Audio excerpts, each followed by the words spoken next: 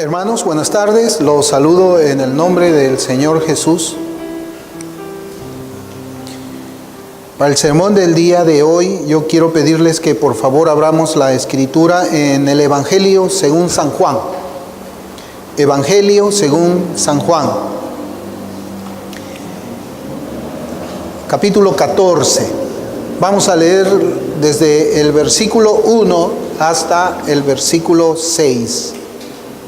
Juan 14, desde el versículo 1 hasta el versículo 6. La Escritura dice: no se turbe vuestro corazón, creéis en Dios, creed también en mí.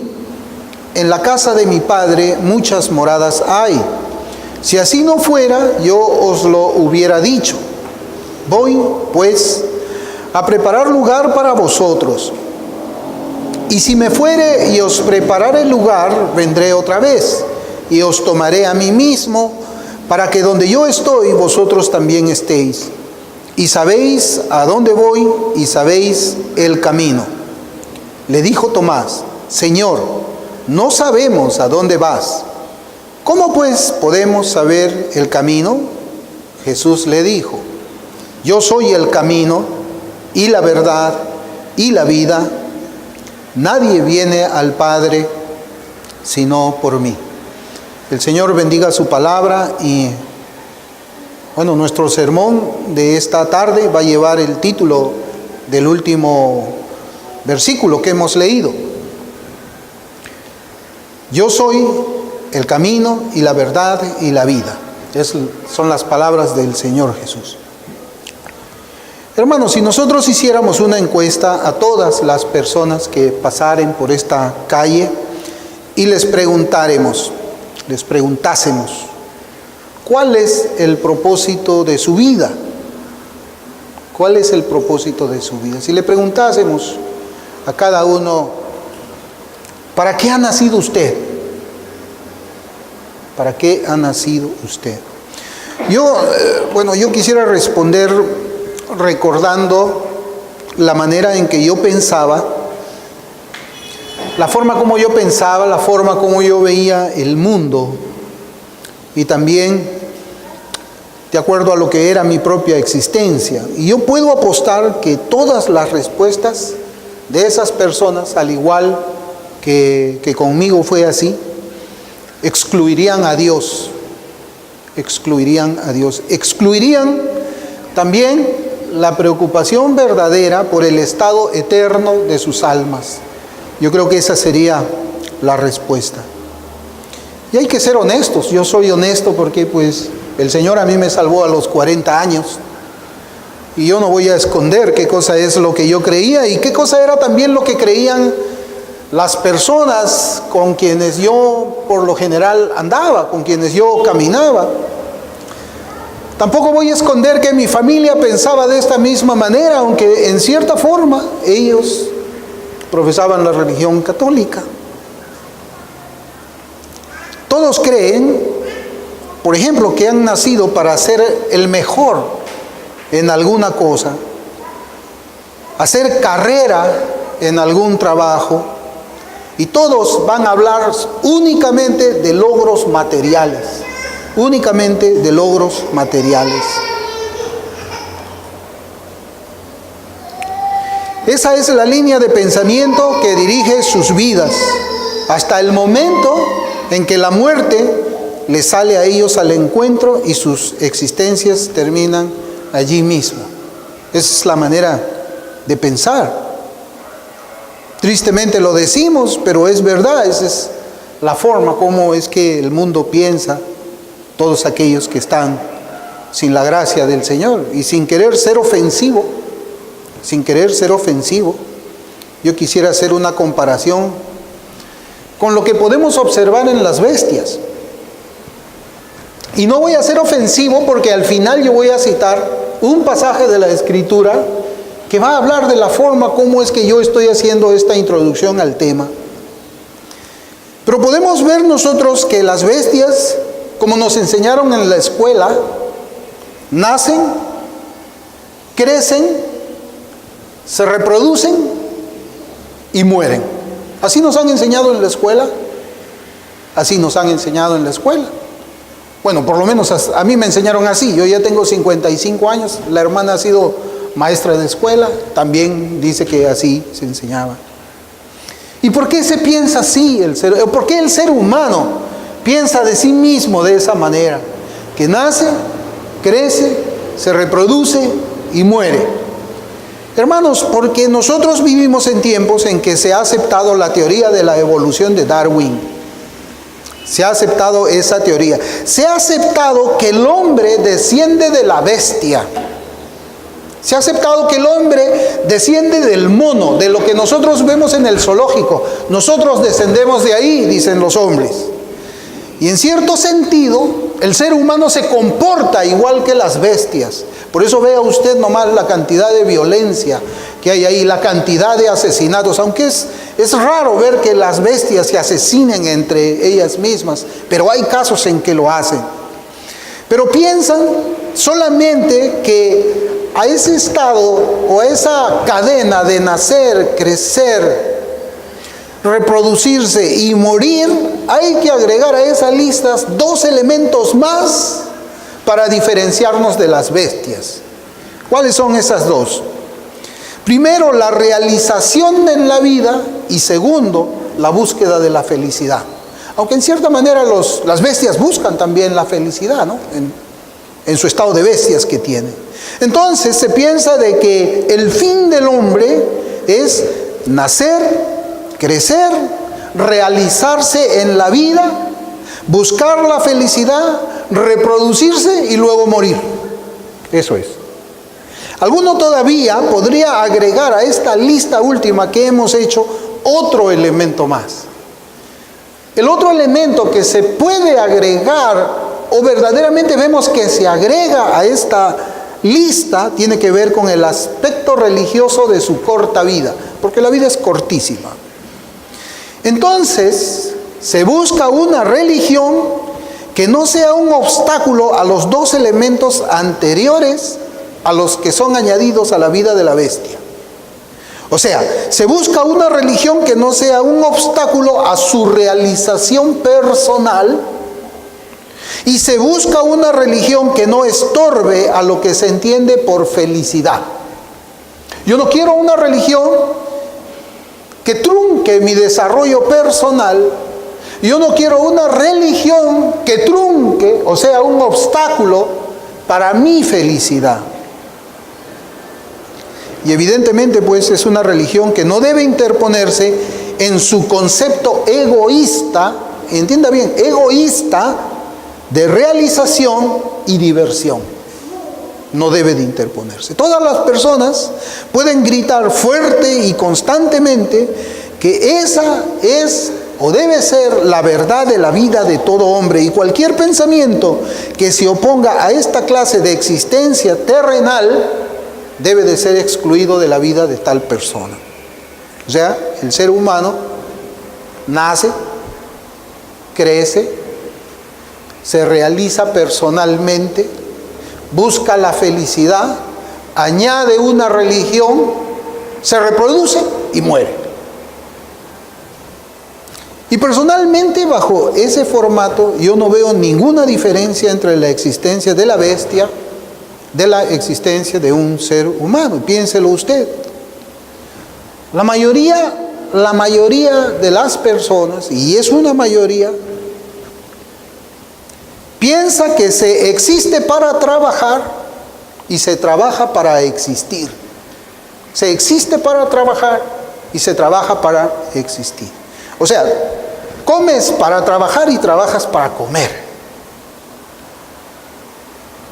Y los hijos de los tales, y piense bien en esto, porque los hijos de los que creen y practican de esta manera van a repetir esa misma forma de pensamiento.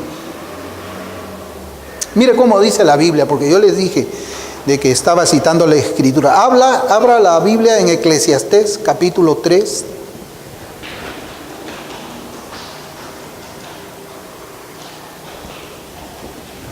Eclesiastés capítulo 3, voy a leer versículos 19 y 20. Y la palabra del Señor dice: Porque lo que sucede a los hijos de los hombres y lo que sucede a las bestias, un mismo suceso es. Como mueren los unos, así mueren los otros. Y una misma respiración tienen todos. Ni tiene más el hombre que la bestia, porque todo es vanidad. Todo va a un mismo lugar. Todo es hecho del polvo y todo volverá al mismo polvo. Ay, hermanos, yo cuando en alguna vez yo leí esta porción de la Escritura, yo me vi a mí mismo cuando estaba sin Cristo. Yo iba a volver al polvo como el perro que está en la calle vuelve al polvo. Yo iba a volver al polvo como pues los gatos que vemos en las calles vuelven al polvo. Yo respiraba igual como las bestias que tenemos en el zoológico respiran. Y yo comparaba mi existencia con la existencia de ellos. Y pues lo que dice la palabra de Dios es cierto. Es verdad.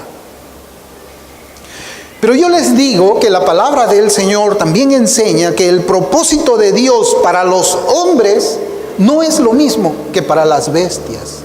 Dios tiene un propósito para el ser humano que no tiene para las bestias. El hombre en su estado natural escoge una vida semejante a la de las bestias, una vida sin propósito, una vida vacía, una vida entregada a los instintos, una vida entregada a los placeres del mundo, una vida dedicada a comer, a beber, a casarse, a procrearse, hasta que la muerte llega a su existencia. Eso es lo que el hombre en su estado natural busca para sí mismo. Pero ese no es el propósito de Dios para el hombre. ¿Podría cualquier persona normal afirmar que ese es el ideal de vida de un ser humano? Alguien diría, ese es el ideal de vida de un ser humano, lo que yo acabo de... Una vida sin propósito, una vida vacía, una vida de levantarse para acostarse en la noche y que en medio pase cualquier cosa. ¿De eso se trata la vida? ¿Para eso nacemos? ¿Para eso nacemos nosotros?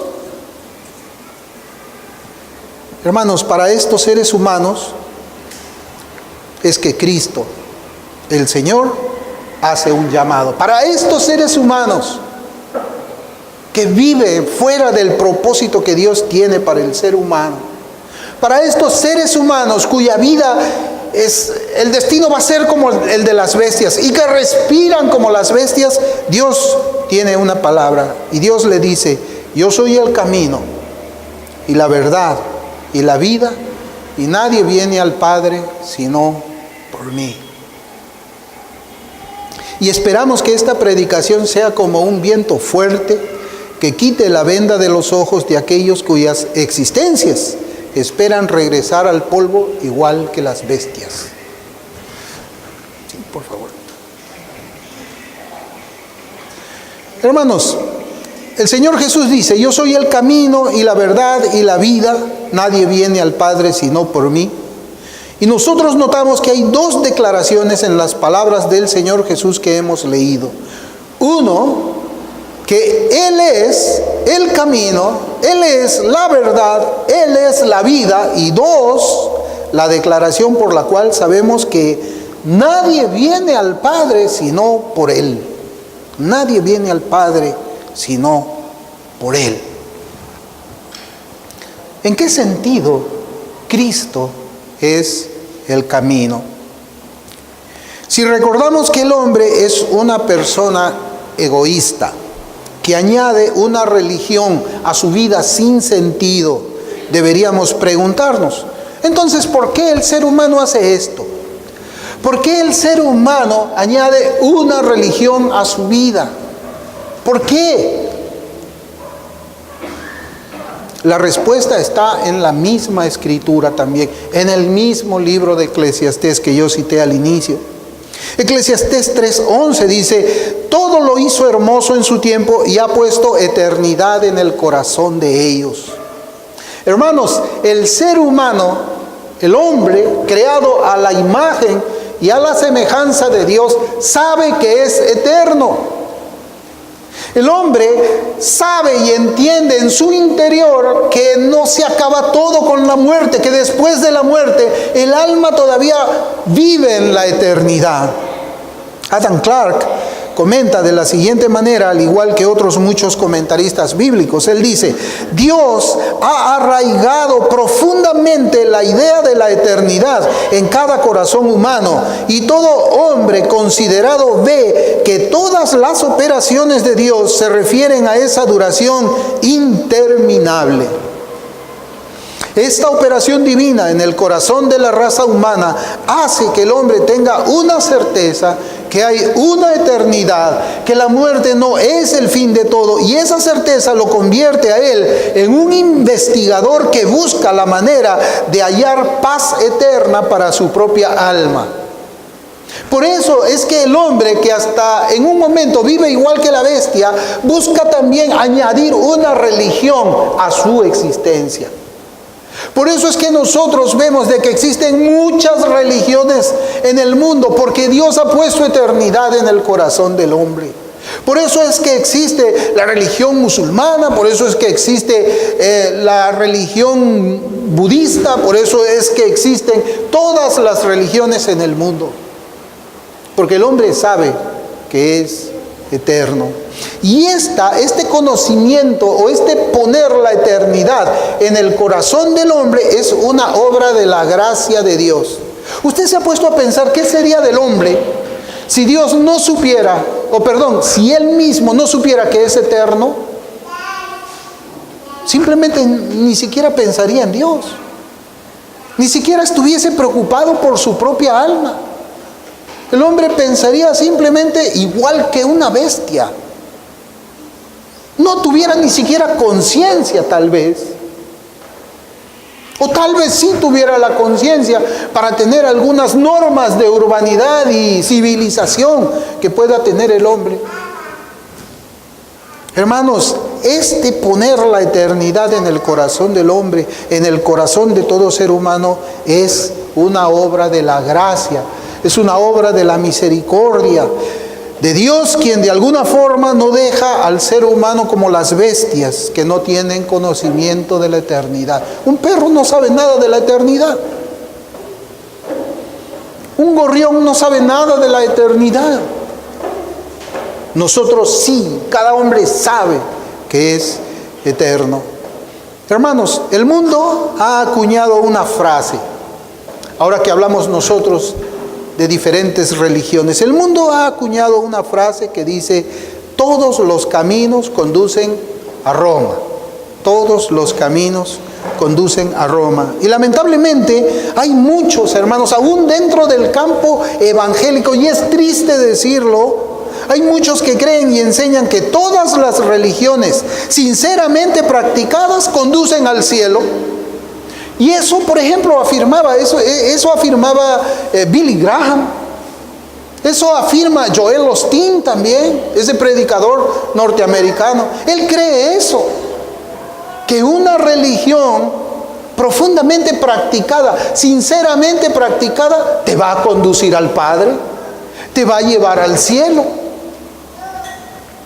Con ello, se quiere afirmar que la sinceridad en la religión es un camino al cielo, que el celo por agradar a Dios es un camino al cielo, que el deseo de la santidad para la vida es un camino al cielo, que el conocimiento de las verdades bíblicas es un camino al cielo, que practicar religiosa y fervientemente una religión es un camino al cielo, que tener a Dios en nuestros pensamientos es un camino al cielo. Y así el ser humano se ha hecho muchos caminos por los que cree que son caminos que conducen al cielo. O sea, Cristo no es el camino. No es el camino. Hay diferentes caminos que te van a llevar al cielo. Hermanos y hermanas, las palabras del Señor son claras. Yo soy el camino, dice el Señor Jesús. Entonces, como Él es el camino, y mire cómo lo dice Él. Él dice: yo no soy un camino. Cristo dice, yo soy el camino. El camino. El camino es Él. Entonces, como Cristo es el camino, tenemos que andar en Él. En Él. Colosenses 2:6 dice, por tanto, de la manera que habéis recibido al Señor Jesucristo, andad en Él. Andad en Él. No es caminar como Cristo lo que te va a llevar al cielo. Algunos dicen eso, como si la piedad te llevase al cielo, como si una vida religiosa te llevase al cielo. No, no es caminar como Cristo, es caminar en Cristo, caminar en Cristo. Y esto es preciso poner en claro porque muchas veces se ha graficado el camino al cielo como una cruz. Yo no sé, hermanos, si usted, por ejemplo, puede recordar ahora, y tal vez sí, de que ha visto tal vez fotografías donde acá hay como una tierra, acá también hay tierra, o sea, es como que en medio de esas hay un abismo, ¿no? Hay un abismo, acá hay una parte de la tierra, es una tierra, no es como un llano, pero en el llano hay algo, pues hay un precipicio, hay un vacío, que impide que uno pueda llegar de este lugar hasta este otro lugar. Y dicen de que aquí está el pecador y aquí está Dios. ¿Y qué cosa es lo que usan como un puente para que el pecador llegue a Dios y no se caiga al vacío? ¿Qué es lo que generalmente se pone ahí? Una cruz. Una cruz se pone, ¿no? Como que si nosotros andamos en la cruz, vamos a ir a Dios, vamos a llegar al cielo. Pero hermanos, la vía para llegar al cielo es andar en Cristo, porque Cristo es el camino. Cristo es el camino. Si alguno cree que existe un cielo y desea llegar a ese cielo, entonces debe saber que Cristo es el único camino para llegar a Él. Hermanos, hay que recordar esto, porque Cristo no dijo, este es el camino. Cristo no dijo, este es el camino. Cristo dijo, yo soy el camino. Yo soy el camino. O Él es el camino. Y si lo anterior puede ofender a alguno, lo que sigue va a ofender más todavía a aquellos que creen que están en este camino, tanto los romanistas como los profesantes evangélicos. Porque Cristo no es el único camino entre la tierra y el cielo. No. Cristo es el camino entre lo profano y lo santo. Cristo es el camino entre lo mundano y lo sagrado. Cristo es el camino entre la carnalidad y la espiritualidad. Cristo es el camino entre el pecado y la salvación. Por ello, cualquiera que crea que está en el camino, es decir, cualquiera que cree que está en Cristo, porque Cristo es el camino, cualquiera que está en Cristo, entonces es una nueva criatura. Es una nueva criatura que ha abandonado todo aquello que lo caracterizaba en su vida anterior. Ha abandonado lo profano, ha abandonado lo mundano y ha abandonado el pecado como un estilo de vida. O alguno de nosotros puede creer que si está en Cristo va a vivir profanamente. ¿O acaso cree alguien que si está caminando en Cristo va a vivir mundanamente? O si estamos caminando en Cristo vamos a vivir en carnalidad. O si estamos caminando en Cristo vamos a practicar el pecado. ¿Alguien cree eso? Pues ese no es el Cristo de la Biblia. Ese no es el camino del cual nosotros estamos hablando ahora. Yo creo que esto ofende más que lo primero. Ofende más abrir el velo de la falsa religión que hablar del hombre como bestia. Porque usted le está diciendo, tú no estás en el camino. Tu camino no es el camino al cielo. Tú puedes creer que sí. Tú puedes decir, no, yo sí, yo con abrazado de mi pecado, yo voy a llegar al cielo.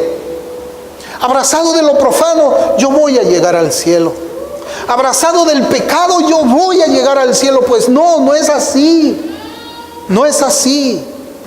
Por eso es que tenemos que preguntarnos, ¿estamos cada uno de nosotros en ese camino? ¿Estamos cada uno de nosotros en Cristo? Si Cristo es el único camino a la gloria eterna para nuestras almas, entonces debemos caminar en Él desde ahora que estamos en la tierra. No es que, bueno, yo voy a ponerme en ese camino cuando muera. No es. Es desde ahora. ¿Estás en ese camino ahora? ¿Estás en ese camino ahora? ¿Cómo puede ser esto posible? ¿Cómo puede ser posible de que yo esté en ese camino? ¿Cómo es que yo puedo llegar? ¿Cómo es que puedo estar yo caminando en ese camino? ¿En qué camino estoy ahora? ¿En qué camino estás ahora tú? ¿Estás en el camino que conduce al cielo? Y si no estás en el camino que conduce al cielo, ¿cómo puede ser que tú pases de un camino que te está conduciendo al infierno eterno, al camino que te va a llevar al cielo eterno? ¿Cómo puede ser esto posible? Bueno, hermanos, es posible por medio de una fe viva. Una fe viva, una fe con el poder de unirme al Señor desde ahora y en adelante.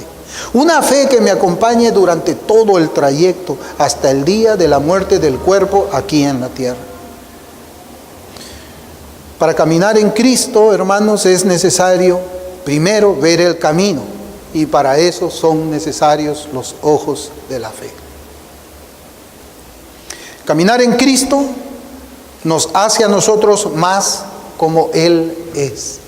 Conforme avanzas en ese camino que es Cristo, vas asemejándote a Él. Te vas haciendo más santo. Te vas haciendo más consagrado. Te vas separando más del pecado, te vas separando más del mundo. Caminar en Cristo en el tiempo nos va a transformar a nosotros a la imagen de Él. Caminar en Cristo va a hacer también que el mundo te aborrezca. Caminar en Cristo va a hacer que el mundo te persiga. Caminar en Cristo hará que el diablo te ataque con mucha fuerza. Caminar en Cristo te llevará por un camino también de soledad. Tus amigos y hasta tu propia familia te abandonarán, pero harás nuevos hermanos en la fe que también van por ese mismo camino. Caminar en Cristo hará también que tengamos un camino separado de pecadores.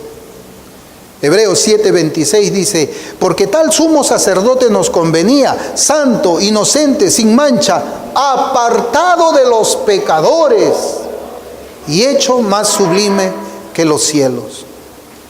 Hermanos, nosotros vivimos en días en que se ha tratado de igualar el camino de Cristo con andar en el camino de los pecadores. ¿Cuántas veces quizás hemos escuchado nosotros a personas que usan esta frase?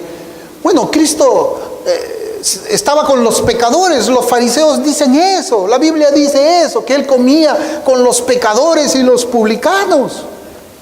Pues bueno, yo me voy con todos los amigos del barrio a las cosas del mundo. Sí, yo me junto con los pecadores, me voy con los pecadores a todos los lugares que ellos van. Yo ando, yo camino con ellos, me voy a comprar con ellos. Es más, yo tengo hasta un amigo que es ateo, mi gran amigo, mi mejor amigo es ateo. ¿Y por qué no puedo tener yo amigos que andan así en el mundo? Si Cristo también andaba, hermanos, qué engaño del diablo es ese. Qué engaño qué falta de conocimiento de la Escritura. Porque en este pasaje que hemos leído dice, apartado de pecadores. ¿Alguien sabe lo que significa apartado? Separado, distante de los pecadores. Es verdad, Cristo estaba en el mundo, pero Él no era del mundo. Igual nosotros. Si decimos que caminamos en Él, el Señor estuvo cerca de los pecadores para hacer el bien a sus cuerpos y a sus almas. Nada más. Pero nunca tuvo compañerismo con los pecadores. Él nunca tuvo amistad con los pecadores. Esa es la diferencia que en este tiempo no se quiere ver. ¿Para qué? Para tener un evangelio que te lleve al cielo, aun cuando tú estás caminando por la senda del injusto y caminando con los injustos. ¿Cómo es que hablan los pecadores? ¿Usted se acuerda cómo es que hablan los pecadores? Sí se acuerda, sí se acuerda. De 10 palabras, 5 son groserías. Aborrecen a Dios, se burlan de Cristo, se burlan del Dios de la Biblia. ¿Usted va a andar con ellos? ¿Usted va a juntarse con ellos así? Y su alma no se contrista, no se hiere, no se duele de escuchar las palabrotas que salen de la boca de aquellos que están sin el Señor. ¿Le gusta a usted estar en esa compañía? No, Cristo estaba en el mundo, pero Él no era del mundo. Nosotros estamos en el mundo, pero nosotros no somos del mundo. Eso es lo que la Escritura dice. Nosotros nos acercamos a los pecadores no para tener comunión con ellos, sino para llevarle la medicina del Evangelio a sus vidas. Para predicarles el Evangelio, para predicarles el arrepentimiento, para predicarles que Cristo es el camino. ¿Y cómo voy a predicarles de que Cristo es el camino cuando yo no estoy en ese camino? Caminar con Cristo significa también, hermanos, un camino de obediencia. ¿Sí? Obediencia. Hoy día se habla muy poco de la obediencia. ¿Qué? ¿Hay que obedecer? No, pero yo no estoy bajo la ley, yo estoy bajo la gracia. Así dicen. No estamos bajo la ley, no hay nada que obedecer, estamos bajo la gracia. Vivamos como querramos. Vivamos como querramos. No, caminar con Cristo, caminar en Cristo, no con Cristo, caminar en Cristo.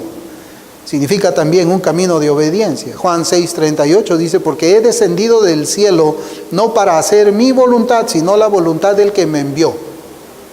Ahora, si Cristo, el camino, vino del cielo para hacer la voluntad del que le envió, nosotros que caminamos en Cristo, ¿no estamos para eso también? ¿O la voluntad de quién vamos a hacer? ¿La voluntad de mi carne? ¿La voluntad de qué? ¿De mi concupiscencia? ¿La voluntad de quién voy a hacer? Mi voluntad. Hermanos, caminar en Cristo es caminar en santidad también. En Isaías, capítulo 38, versículos 8 y 9, dice, y habrá allí calzada y camino, y será llamado camino de santidad. No pasará inmundo por él, sino que él mismo estará con ellos. El que anduviere en ese camino, por torpe que sea, no se extraviará. No habrá allí león, ni fiera subirá por él, ni allí se hallará, para que caminen los redimidos. Para que caminen los redimidos. ¿De qué camino está hablando aquí Isaías? 700 años antes del nacimiento del Señor. ¿Cuál es el camino que está hablando Isaías? ¿De qué camino habla? Él está hablando aquí de Cristo, para que caminen los redimidos. Y dice, no pasará inmundo por él. No pasará inmundo por él. Y será llamado camino de santidad. Hebreos 12:14 dice, seguid la paz con todos y la santidad, sin la cual nadie verá al Señor.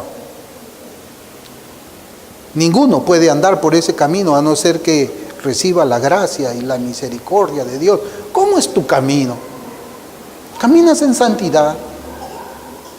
¿O caminas junto con los mundanos, por allí, con aquellos que están en estado de enemistad con Dios? ¿Cuál es tu camino? Muy bien, el Señor Jesús es el camino, pero también es la verdad. Yo soy el camino y la verdad. El ser humano vive en un mundo de mentiras. Eso ya lo explicamos nosotros en una predicación. El ser humano no solamente vive en un mundo de mentiras, sino también en un mundo lleno de errores. Hay una diferencia entre mentira y error, ¿no? Pero también hay mentiras y errores en este mundo en cuanto a lo que significa la verdad que debe ser obedecida. Y es triste, y yo ya se los he dicho, que algunos utilicen la Escritura, utilicen la palabra pura de Dios para justificar su pecado, para justificar los deseos de su carne. ¿Cuántas veces quizás hemos tenido la oportunidad de encontrarnos con uno que le gusta pues su alcohol, ¿no? Le gustaba, como decimos nosotros, le picaba el diente por tomar su licor. ¿Y cómo abría la Escritura? ¿Se acordarán ustedes? No, pero acá dice que yo puedo beber. Es terrible, hermanos. Nosotros vivimos en ese mundo. Un mundo de mentiras, un mundo de errores. Ese es el mundo en el que nosotros vivimos en cuanto a la verdad que debe de ser obedecida. Y aún muchos toman la verdad para vivir sus propias vidas pecaminosas o vivir en camino de inmundicia, como dice Isaías. Y el ser humano pues hace también de que esto sea puesto dentro del plano religioso. Dentro del plano religioso. Hermanos, si Jesucristo es el camino, y este camino es santo, si este camino es sagrado, si este camino es separado del mundo, si este camino es espiritual y no es carnal, ¿cómo deberían ser nuestras creencias y prácticas religiosas? ¿Cómo deberíamos vivir nosotros como cristianos? ¿Cómo debería ser adorado Dios, por ejemplo? ¿O cómo llega un pecador a ser justificado delante de Dios? ¿O cuáles son los frutos de la fe y el arrepentimiento? ¿Cuáles son esos frutos? ¿Alguien puede decirlo? La verdad lo dice. Cristo lo dice.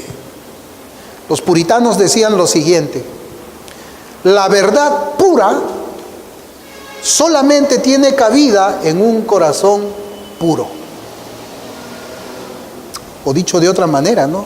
La pura verdad o la pureza de la verdad tiene cabida en un corazón que ha sido purificado. Que ha sido purificado. Hermano, si usted tiene aquí una jarra y en esa jarra hay agua sucia, está lleno de agua sucia, y aquí tiene usted una botella con agua limpia, ¿usted pondría esa agua limpia así? ¿Lo echaría encima de ese contenido de la jarra? ¿Alguien haría eso? No. Para poner el agua limpia, lo primero que tiene que hacer usted, ¿qué cosa es? Agarrar esa jarra ahí, vaciarle el agua sucia, lavarla, enjuagarla bien, ponerla, y el agua pura recién la echa a la jarra y recién usted la toma. ¿O usted tomaría agua así nomás, sucia? ¿O usted solamente vaciaría el agua y en esa jarra que ha tenido el agua sucia vacía el agua limpia y se la toma? Usted no lo haría.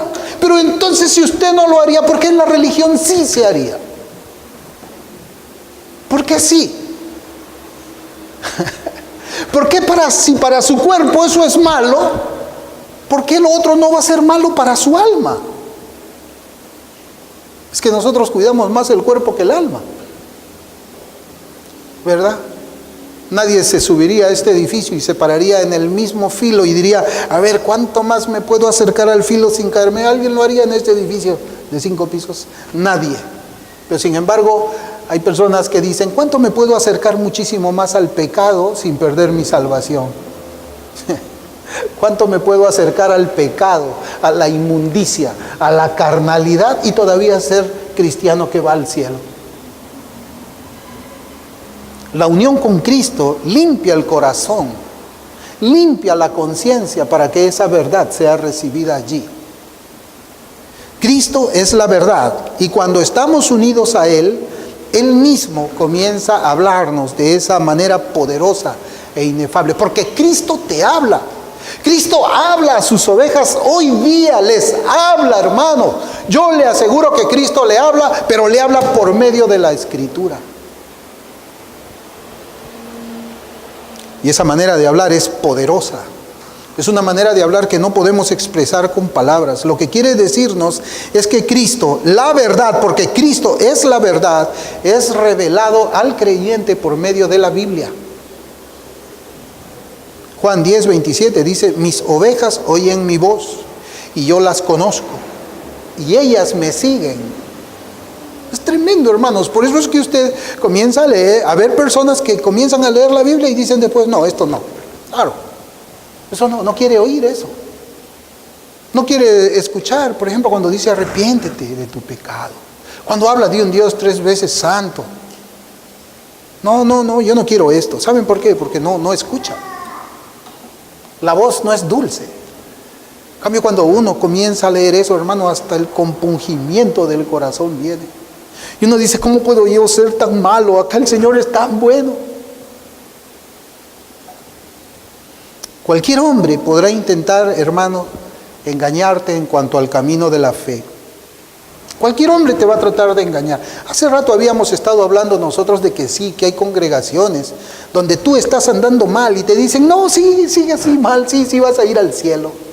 Donde tú no eres un hombre consagrado a Dios, pero te dicen: no importa, estás yendo al cielo. Donde tu vida es carnal, es mundana, pero ¿hiciste tu oración? Sí, hiciste. Ay, no, entonces está bien, todo está bien. ¿Sabes qué? El hombre te puede engañar, pero Cristo nunca te va a engañar el Señor. La verdad nunca te va a engañar. Cristo jamás haría eso. Cristo jamás te enseñaría error. Cristo jamás te enseñaría mundanalidad. Cristo nunca te va a enseñar carnalidad. Jamás te enseñaría para que practiques obras muertas. Jamás te va a engañar Cristo si tú escuchas su voz.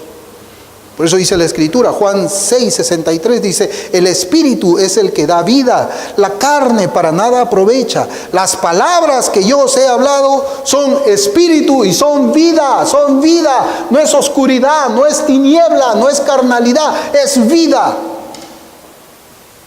Es algo tremendo, hermanos. El Señor es la verdad en ese sentido, Él nunca te va a mentir. El hombre sí. Y si tu corazón no está purificado, no está limpio, le vas a creer. Vas a creer todo aquello que apoye tu carnalidad. El Señor Jesús es el camino. El Señor Jesús es la verdad, pero el Señor Jesús es también la vida, dice. Él es la vida. El hombre natural tiene muerto su espíritu. Por eso, hermanos, es que Él tiene obras muertas. El Señor lo dijo, ¿no? El árbol malo da fruto malo. Y el árbol bueno da fruto bueno. El hombre natural tiene un espíritu muerto. El hombre natural vive en tinieblas. Por eso es que sus obras son como las sombras de la muerte. Además de ello, vive en un mundo lleno de personas que también están muertas. ¿Sí?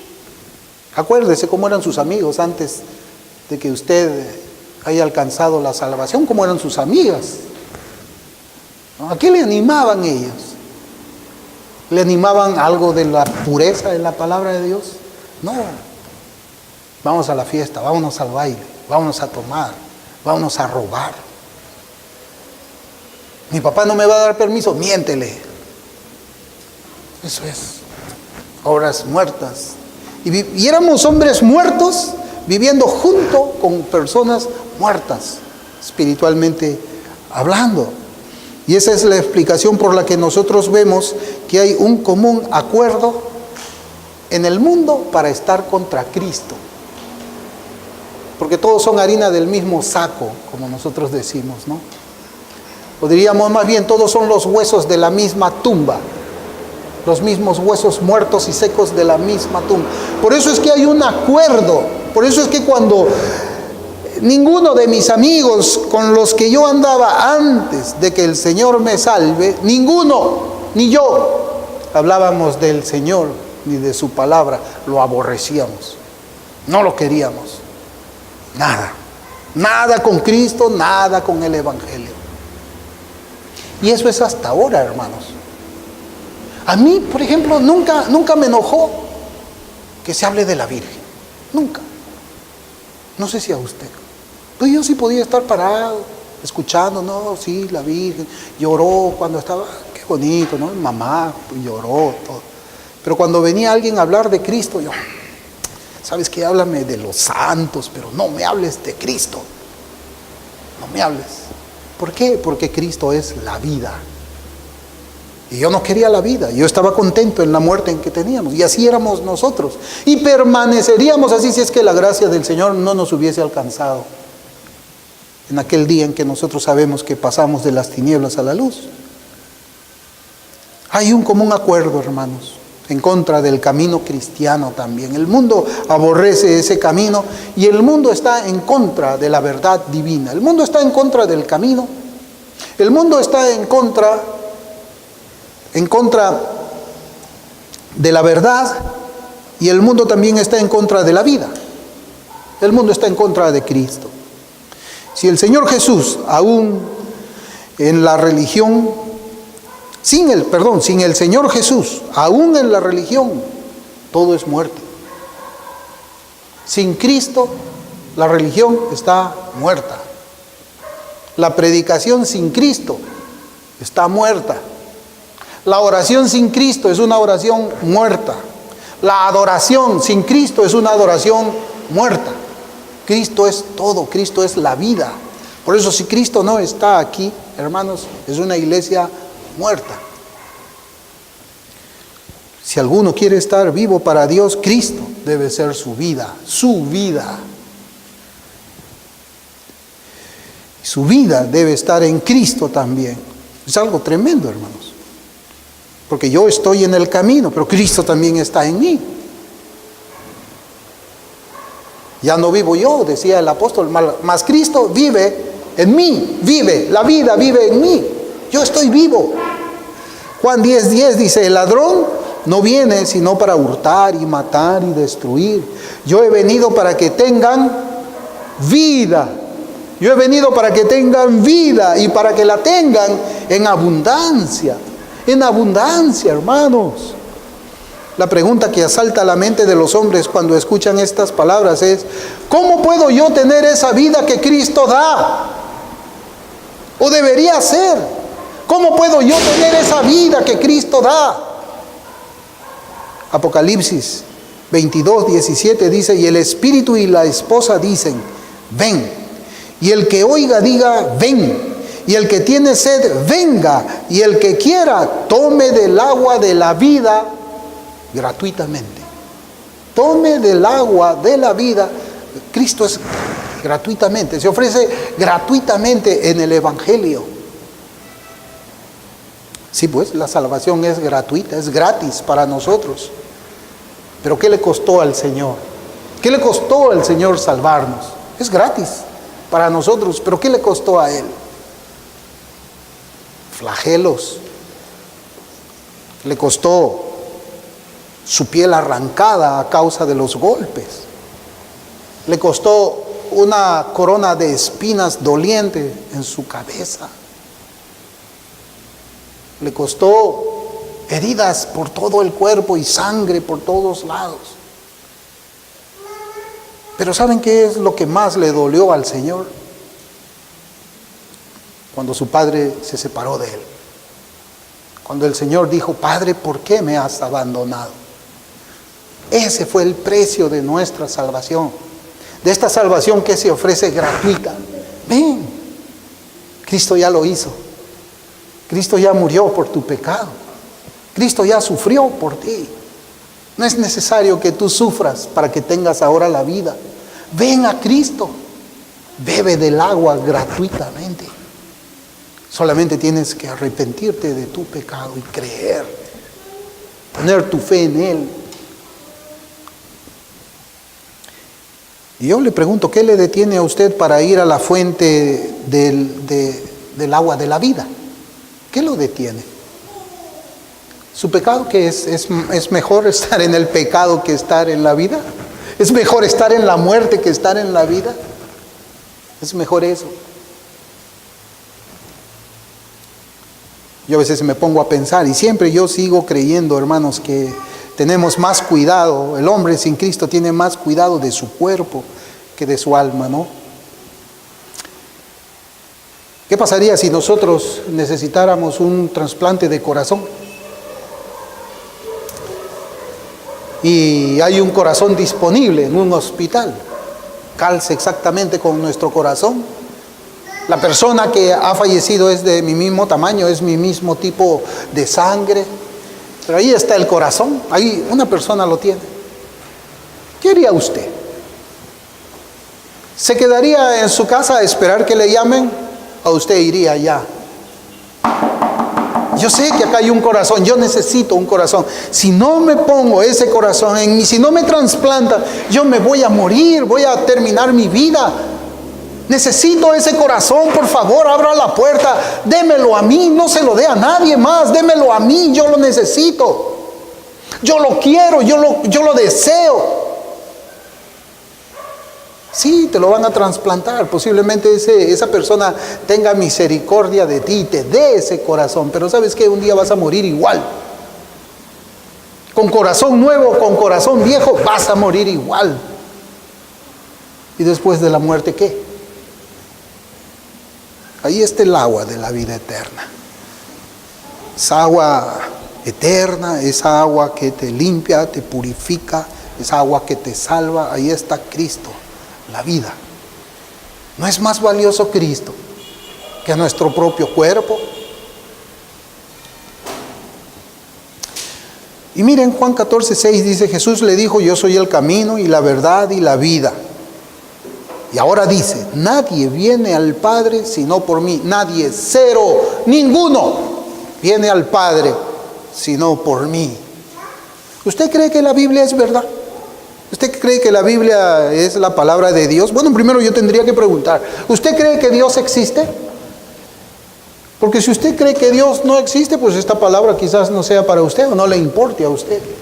Pero yo ya he dicho al principio, todos saben que son eternos porque Dios puso eternidad en el corazón. Entonces, ¿usted cree que esta palabra, esta Biblia, este libro expresa la verdad que nos habla acerca de la eternidad del hombre? ¿Usted cree en el Dios de esta Biblia? Entonces, si usted cree esto, va a tener que creer lo que dice el Señor. Nadie viene al Padre, nadie va al cielo, sino por mí. Él es el camino, no hay otro camino. Las palabras del Señor son suficientemente claras. Nadie puede ir al Padre sino por Él. ¿Y dónde has puesto tú tu esperanza de llegar al cielo? ¿En una figura de yeso? ¿En una pintura? ¿En qué has puesto tú? En tus buenas obras. Yo me porto bien, yo no soy mala gente. Entonces tú mismo eres tu camino. Tú mismo estás haciendo tu camino con tus buenas obras. Entonces tú puedes llegar al cielo sin Cristo. Entonces Cristo miente. Cristo miente aquí. Porque Él no es el camino y porque otros pueden llegar al Padre aparte de Él.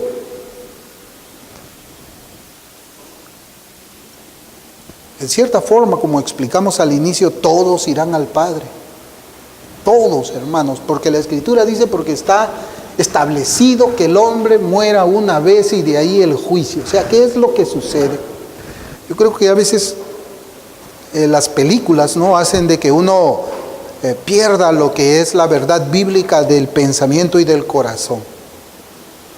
A veces hemos visto películas donde el espíritu de la persona se queda aquí en la tierra y no va. Y creemos, no, bueno, eso algo de verdad debe haber ahí, no, algo de verdad. El espíritu se ha quedado vagando por acá, o el espíritu se queda a cumplir un propósito y después va al cielo, ¿no? Y se queda vagando 1 mes, 2 meses, y cuando él quiere va al cielo.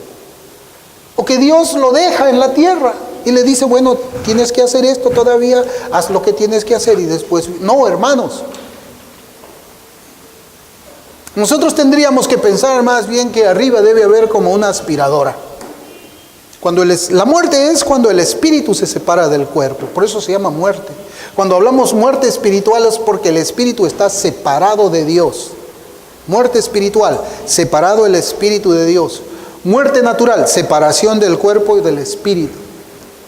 Cuando uno muere es como una aspiradora, el espíritu sale del cuerpo y inmediatamente es llevado arriba. Todos.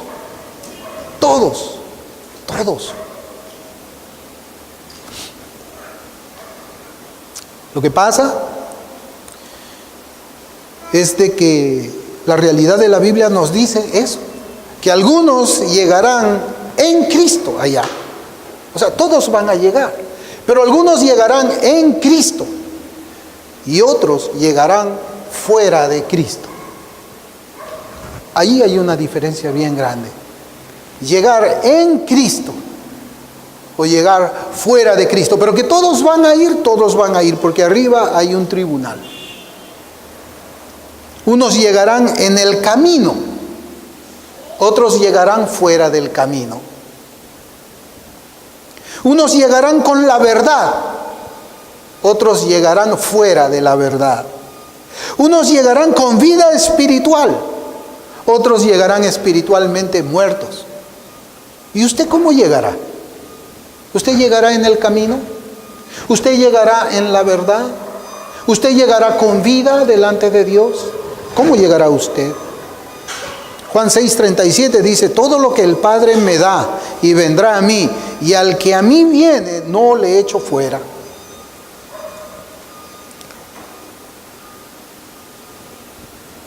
Bueno, estamos hablando de llegar delante del Señor.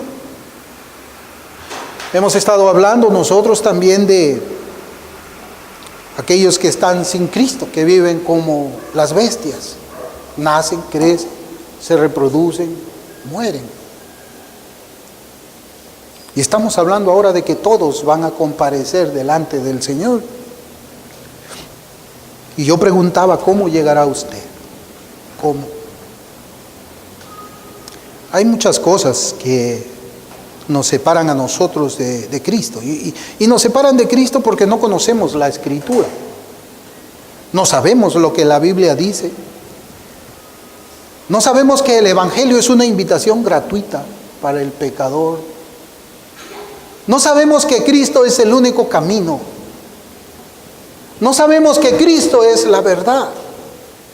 Creemos que hay otras verdades. No sabemos que Jesús es la vida. No sabemos que estamos muertos sin Cristo. Y tal vez esto despierte también preocupación, aflicción en nuestra mente, en nuestros corazones. ¿Cómo es que estamos llegando allá? Quizás aquella persona que reconoce que no está llegando en el camino, que no está llegando en la verdad, que no está llegando con el Señor, ¿qué pasará de mí? ¿Sabe? No piense que sus pecados son muy grandes. A veces nosotros podemos pensar, es que mis pecados son muy grandes, son malos. Mis pecados son muy sucios. Cristo es el camino, Cristo es santo, Cristo es puro. ¿Cómo me voy a acercar a Él?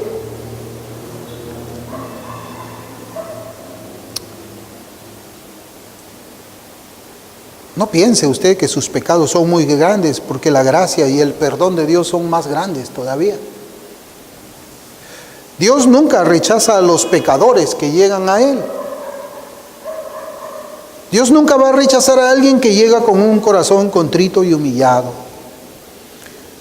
Dios no rechaza a aquellos que se acercan a Él por medio de Cristo. ¿Por qué? Porque Cristo ha sido puesto como el único mediador entre Dios y los hombres. Cristo. Cristo es el camino. Cristo es la verdad. Cristo es la vida. ¿Qué lo detiene a usted para ir a esa fuente de vida eterna? ¿Qué lo detiene? No hay nada. No hay nada. No hay nada. La misericordia del Señor es muy grande, hermanos. Muy grande. La misericordia del Señor llegó a Pablo, que dice que él era el primero de los pecadores. Y eso nos enseña que hay una misericordia mayor todavía para todos nosotros. Le invito a Cristo. Le invito a que usted ande en Cristo, en el camino. Le invito. a que ande en la verdad. Le invito en el nombre de Cristo a que usted beba de esa agua de vida eterna. Vamos a orar.